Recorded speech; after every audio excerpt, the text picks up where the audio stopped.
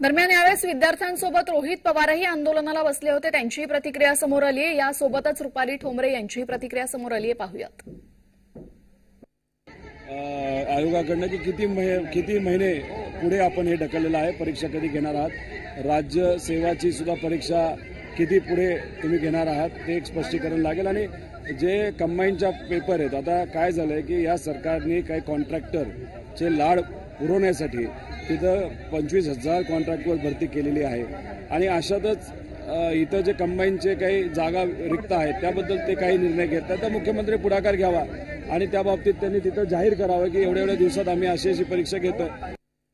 विद्यार्थ्यांचं म्हणणं होतं आम्हाला राज्यसेवा पुढे ढकलावी, ती मागणी आम्ही सरकारपर्यंत पोहोचवली।